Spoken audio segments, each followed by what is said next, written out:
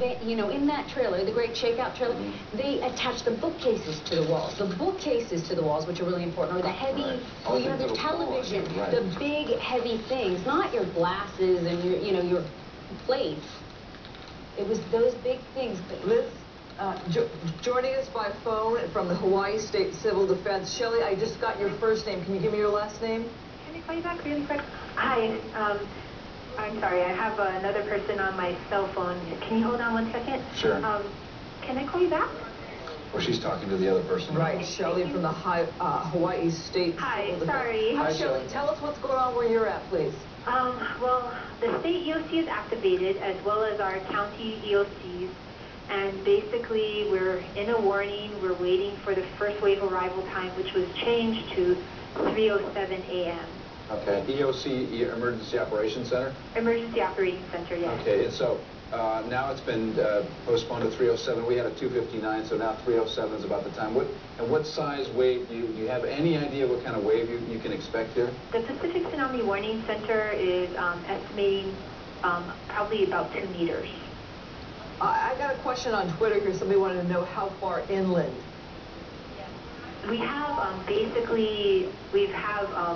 in our phone books, we have 1Z modeling, and that shows the evacuation zones along the coastlines. But usually if you're a half mile or more inland, you're okay. But we do have recently revised in the front of our telephone directories new evacuation maps for Oahu. So homeowners and residents should definitely check their phone books for their evacuation zones. What about tourists and hotels? What kind of concern, what kind of warnings, how do you deal with that? Usually the hotel associations will take care of their own, and if they're in a concrete steel reinforced structure over 6 feet tall, if they get to the 3rd floor or above, that's vertical evacuation, and we would definitely recommend that. What are you doing for, what sorts of operations are necessary to, for example, for Pearl Harbor and the fleets that are there, and not only military but otherwise civilian craft? Our basic recommendation to boaters is they go 600 fathoms or deeper, or deeper out. And the only thing is they need to take into account the traffic congestion around the harbors, not only on the streets, but in the waterways itself. How long would it take them to get that far out? Do you have any idea? I know it's different with different boats, but if it's a big ship in the harbor, say Pearl Harbor, and it's a U.S. military ship, can they do that rather quickly? The good thing about distantly generated tsunamis is that we have a lot of time, more than enough time for the boats to get out there. And in fact, right now, a report just came out that boats are evacuating from Honolulu Harbor. And I'm sorry, I really need to get back to the operation. Absolutely, Shelley. Shelley. Thank you so much from Hawaii there. We wish you well. Thank you. Bye. Yeah, the concern, of course, that you don't want to get trapped in swirling water or anything like that. And of course, the other question that I had for her, but she's not there, is that the airfield is right there almost at sea level. Oh, and right. that could impact flights in and out of Honolulu Airport, and that could be a concern when you watch what happened up in Sunday here in Japan in the video that we've been seeing. But look at this, the remarkable pictures of these massive ships on their side, unable to really deal with the push of that tsunami as it came in, and now we're back to the oil refinery that's on fire there. One thing that really stood out to me as I heard the Prime Minister in Japan speaking is he talked about the nuclear facilities, that there was no problem, that they thought with the nuclear facilities they were able to shut down anything they needed to shut down, that there was no radiation leaking. That to me was very interesting. That was one of the main things he wanted to stress. And when you think of a big quake hitting like this, you think of all the industry that's affected, the rail lines being shut down here in Japan, saying some people are trapped. You think of electricity and power grids and 4 million people in Tokyo without power. Can you imagine that in Southern California? 4 million people. Well, everything comes to a grinding halt. And I'm not sure if this is the same as Ishihara refinery. It looks like a different refinery from that vantage point, but it's hard to tell. So much is in flux at this point. But you know, the other thing is that a lot of the automobile manufacturing plants are close to the coastline. They have shipping right there next to the, I visited the Nissan factory. The Nissan factory is right on the coastline, not too far from Tokyo, on a bullet train. And of course, they could be severely affected if the production buildings get affected by a tsunami. And it's at sea level as well. Or one of the factories was the, I can't remember, I think it was the Infinity factory that is right there on the water. Can we start Bill? I wonder if Bill's still out there. Bill, our producer in Hawaii, we're trying to get him back. He was moving inland. Yeah, I was wondering what that looks like for them then. You know, did you notice when Shelley from Hawaii was talking to us about the hotels, she talked about concrete reinforced hotels. And if you're in such a building, you could go to the 3rd floor and remain, you know, higher above ground in case the water moves in. But such an interesting concept, concrete reinforced. Remember the Indonesia tsunami when we watched that, the water come ashore, and people on the upper floors taking videos of the waves crashing in through the pool area. Right. And people. But doesn't that come to your mind with Hawaii? It comes to your mind there, Oahu, Waikiki, right. All the tall buildings. You're thinking about the water coming in right there. That's what comes to mind in that area. Or maybe Maui, which is not the tall buildings, not the same, quite the same. Do you all want to answer some questions with me on Twitter here? I'm getting a lot of questions that I think you all can help me. Are you asking us? Yes, I'm asking you all. Okay. Here's one from Jen. Are LA and OC coastal cities being advised to move inland? No. No, not yet. No. We're in the watch. The next step would be an advisory, and the advisory would then follow. I think a warning would then follow the advisory. Right. But we are right now in a watch. And it doesn't look as though we're going to get that far. A watch, and when we spoke to people from the Tsunami Warning Center, the Pacific Tsunami Warning Center, they said that what they expect us to see is strange currents. It's kind of some different things happen on our coastline. However, I can't remember who it was who spoke to you, who said this isn't the time to go down to, I think it was Lucy. I think it was. Yeah, Lucy said don't go to the beach. Don't go to the beach and look at it. This isn't a time to go down to the beach to see what's going on. It's still to wait till you know what's going on. Things can change. So we have to wait to see what happens. All right, we'll take some more questions from our viewers on Twitter here in just a minute. But right now, joining us by phone is Blacko in Tokyo. Hi there. As we look at pictures right now of a building that was on fire, you're in Tokyo. Tell me, let's go back to the quake itself. 8.9. Can you tell me what it was like, and did it feel like it went on forever? Well, it probably went on for about a minute and a half, 2 minutes. Wow. And it was pretty shaky. And where are you from? Sorry, say again? Where are you from? I'm from Dublin, so we have no experience with this kind of thing at all. So it was pretty nerve-wracking because Tokyo is due a sort of a big quake, you know, every 80 years, and it's a bit overdue. But it seems that Tokyo has mostly survived. The outlying areas around the coastlines are still a bit dangerous. I'm watching footage of up north, it's especially badly hit. Is the power out where you are? No, we've got gas, power, and water, but apparently 4 million people are without power in Tokyo. I wouldn't be able to tell you exactly where. Well, what's the mood right now? Because this hit around 2:45 in the afternoon. What time is it now, and what kind of sense do you feel that people are feeling right now? Well, mostly people are pretty shocked. It's 5 to 6 in the evening here. It kicked off at about 3:15 local time. Mostly, people are pretty shocked. They've mostly left tall buildings around here, and they're just hanging around outside the safety areas. The kids are all wearing fireproof hoods. The Japanese are very safety-minded, so you know, they'll take all the precautions necessary. You know. Yeah, what about aftershocks in the evening there? Yeah, what about aftershocks? About every 15 minutes we're feeling aftershocks out, maybe about 3. Scary feeling? It's been unsettling, but you know, there's no point panicking, is there? Where are you right now? Where are you? Are you in a building? How am I, or where am I? Where are you? Where am I? I'm in like right smack in the middle of Tokyo, near Shinjuku. Are you in a building, on the street? Where are you? I'm in a building. I'm in a 3-story apartment building. Okay. Yeah. And it's an old building. It was built. I mean, the Japanese are fantastic at dealing with this. They've been dealing with it for thousands of years. So their buildings are fairly up to scratch. There's been some damage to some exteriors and from what I can see in the news, but pretty much everything's still standing. at least in Tokyo anyway. Michael, here in Southern California, you know, we're an earthquake country as well. We are always told to be prepared, to have earthquake kits, water, food, etc. We're looking right now at YouTube video of just stuff coming off the shelves. Did you have that happen where you or anything come off the shelves, and were you prepared with any kind of earthquake kit? I'd have to say no on the earthquake kit and yes on the off-the-shelf. And I had a cup of coffee spill over my laptop keyboard. That doesn't work anymore. Oh boy. You're in an old building. Does it have retrofitting? And when it hit, did you think it was as strong as 8.9? Did you think it was that bad? Let's see. It's hard to gauge. I've been in Tokyo 5 years, and I've felt maybe a very short 4 or 5 earthquake ones. And it was really big shaking for a minute and a half. And you know, when stuff started falling off the shelves, that was the first time I'd seen that.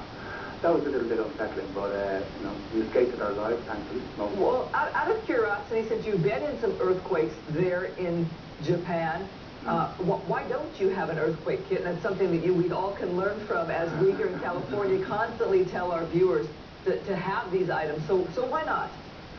Well, I have all these items around the house anyway. It's just not specifically set up as an earthquake kit.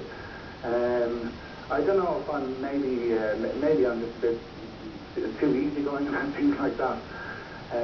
But no, I'm not. You know. I'm not trying to beat you up, Blacko. I no, it's all good. You know, I mean, you know, what's the worst that can happen? You know, you'd be thirsty for a while, but you know, people have survived worse. Blacko, the reports are, like you said, 4 million people with no electricity. There are reports that people can't get on the trains to go home. The trains totally stopped.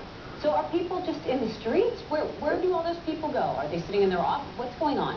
I'd imagine, well, let's see, there's no trains moving in Tokyo at all. But out your window, what do you see? What does it look like? Well, I can't really see anything out my window except buildings, but I've been outside.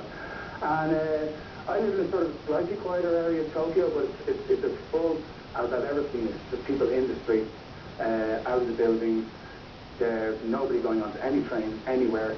So the traffic was all backed up because people are obviously trying to get taxis and whatever else they can use to get around Tokyo now. And I'd imagine we, just in typical Japanese fashion, they will just maintain sort of calm, steady patience until it's all sorted out for them. Would you say the city has come to a stop where you're at, even though you're away, you're 200 miles away? No, in some ways it's actually busier. Really? Because, you know, the earthquake marshals are you know, around checking on the old people and this, that, and the other, you know. So, you know, people are sort of, you know, showing a bit of concern for each other. Well, Blacko, we appreciate your insight and your commentary, and appreciate all that you've done to get in touch with us. We wish you well there in Tokyo, and Godspeed in a situation that's very, very difficult. Yeah, thanks a lot. Thanks, Blacko. Thank you so much. You know, I do want to point out the issue about the earthquake preparations, and you know, Blacko said what could be the worst of it, you're out of water for a few days. Think about the Northridge earthquake. Think about other disasters where you can't get to grocery stores, or there's a run on the grocery stores and there's no food. Really, they tell you in California, is it 3 days to be prepared for 3 days of water and food, to have that in your home? I know myself, I've got a kit in one spot by a door that you can grab this kit if you've got to get out of your home. You can grab this basket of stuff if you've got to be outside. It's in one spot, it's ready to go. We are looking now at live pictures from Japan from a different source. We've been watching NHK, the network. This is Ustream video, and you can see there in the window we have been watching just the last couple seconds of video that comes from a different source from the internet, which is of course now our lifeline to all things in the world, and the Ustream video is different. You can see much more devastation. You can see the kind of fire and devastation that they've had there. But I just want to point out a couple things now. Where we saw the worst of the tsunamis in the Fukushima area and Sendai area, that entire low-lying farm country that was just devastated by that tsunami, that first tsunami wave that hit, with all the debris and all of the houses that were wiped out. And Liz pointed out that they had some warning because the earthquake hit, and then they had about how much time did you say? About half an hour. About a half an hour to hear the sirens and to get out. One can only hope that all the thousands of people who lived in those farm areas were able to at least get a head start on that wave, because when that wave hit, it just devastated everything in its path. Look at the size of this fire. Tremendous, that fire. Carlos, let me point out that the Red Cross say the biggest concern is the tsunami, the wave now higher than some Pacific islands. Can you imagine that? Higher than some islands. Yeah. And that's what I was saying earlier, that when you look at the maps, if you go on the JMA, it's the Japan Meteorological Agency or Association Agency. When you go onto their maps, you can see the little islands that are little pencil marks. Yeah. They're completely covered. Look at the damage that we're seeing here on Ustream. Every building is just destroyed. The walls have come down. People out on the streets running around really have no place to go. Every building is probably unsafe to go back into. And with all the aftershocks, would you want to go back into your building? No. I don't think so. This is an example of video slowly starting to come in some of the areas that are hardest hit. The government in Japan is reporting right now 5 known deaths. I'm going to guess that figure is going to change because you saw that tsunami move into certain areas. Even though they do so much to be earthquake ready with their structures, it's some serious devastation there. It's now 6 o'clock in the evening there, and you can see that map that's flashing in the lower right-hand corner of your screen. You see the tsunami areas are flashing in red. Look at the ceiling collapse on this. Look at that. The shaking is so strong that really it's hard to really say what's going to stay up and what isn't going to stay up when you consider how much the shaking was. Look at this. This is that newsroom shot that we saw earlier from NHK in Sendai, the bureau up there. I had somebody on Twitter ask me how you can help out, how you can help the people that have been hit by this earthquake. I always say the Red Cross is such an immediate way to give back because they don't need supplies at the moment. They don't need blankets or food. They need your money to immediately help these people who are going to be displaced. You have 4 million people without power. Imagine all the people in some of these regions, you know, without a place to go tonight, without a home, without a place to sleep. It's going to be tough, but these images are just remarkable. We've seen them over and over again, and you just, when we first saw the cars in the water, we said, oh, they're underwater, so there must have been some sort of a flood or a break in the breakwater, but then the tsunami wave hit and just started pushing all these cars under this bridge, including boats and then houses and buildings and everything else. Here's a different view of water moving ashore and some traffic moving through there, but the relentless nature of the tsunami is just remarkable. And now as night is falling, it's going to be just a nightmare for those people living along the coast. We talked about that water moving in. This is the shot here that is so absolutely incredible. This was a river area where the water pushed up from the tsunami, pushed up the river. Look how it just took away buildings, vehicles, farmland, and it's such an interesting note that somebody tweeted me. We are watching people die. Now, we don't know if that's true in this case, because they had some warning, Liz. We talked about that tsunami possibly being maybe a 30-minute warning for people to get out of the way. But the person who tweeted me felt so very sad at this devastation and what might be. We talk about so much how the Japanese aren't prepared for this type of thing. We can only hope that that's absolutely the case. If the earthquake hit at about 2:40, give or take a minute or so, the first tsunami waves came at 3:10, 3:20, 3:40. So there was that amount of time. So we can hope that all the alarms went, I mean, immediately when there was an earthquake, people living in those areas near the coast, maybe they thought of that. We can hope that maybe they got out of there. We can hope that it's not, that the loss of life is not as bad as it may seem. We can hope. Well, without the warning system, it certainly would have been much, much worse. Hal Eisner in the newsroom continuing to watch the social networks talking about this 8.9 quake that's hit Japan. Hal? Yeah, you know, we can hope. I mean, I think those are good words, Liz. And I think that those are the many words that we hear when we look at Twitter and we see what's trending on Pound Pray for Japan. A lot of people saying, hope everyone will be safe. But I want to show you something. You know, we talk about the videos and the images coming in, and isn't it an amazing world? We're so connected, everything coming through so fast with YouTube and all these different sources of broadband technology that we've got. But the still photo is a moment in time. Take a look at this. These are coming in from a group site called, group log site called Boing Boing, and you saw the ceiling collapse there in that newsroom in Japan. Here's a fire. Look at this picture right here. This is a ceiling collapse in Sendai in a bookstore. And you can see these people taking shelter. And look at this moment in time as all of the particles from this ceiling collapse are coming down. We see pictures of smoke in the air. We see the Prime Minister of Japan reacting when the earthquake occurs, and the people running out into the streets. I mean, the pictures just coming in, the people were concerned, calling on cell phones, lots of images coming down the pike on, look at this, the people out in the middle of the street. This is in the financial district in Tokyo, right after the earthquake.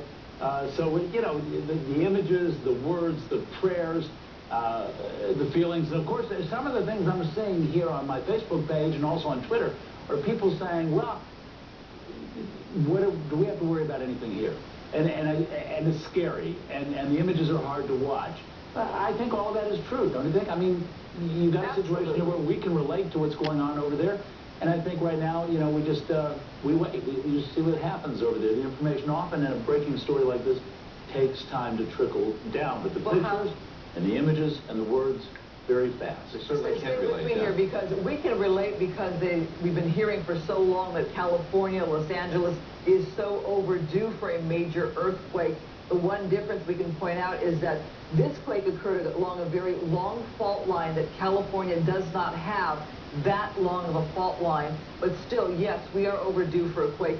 And Hal, are you getting so many tweets and people are saying, I have loved ones there. Yes. I don't know where they are. Yes. You ask me about this area or that area. Well, Los Angeles is very connected to Tokyo. Yeah, but I've got one right here. Somebody writes, call me, email me, tweet me, or anything. I cannot reach you or anyone else in Tokyo by phone. I mean, you can hear the anxiety in some of these messages that we're seeing.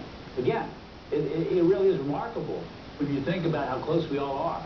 Now, let's go to this video that we're looking at here. It looks like a building, some sort of either an office building or an industrial building that has collapsed. You see emergency crews there out front. I'm sure they are taxed to the max, but it looks like the front of this building as we're swinging around the back. And this may be that mall that was flooded earlier. It's hard to tell. But you can see that they've got lights there now, and now we've gone away from that shot. But the front of that building looked like it was completely crunched, much like the Christchurch office building that we saw where that woman was stuck and the building had pancaked. But here we are looking at crowds of people gathering in some part of maybe Tokyo, we're not sure, because we're just getting this feed off the internet on Ustream. I mean, interesting question coming in here on Twitter. Do you see any news on Disneyland Tokyo? I haven't. Daniel asked a question, what time did the earthquake happen? That was, Daniel, that was 2:45 in the afternoon on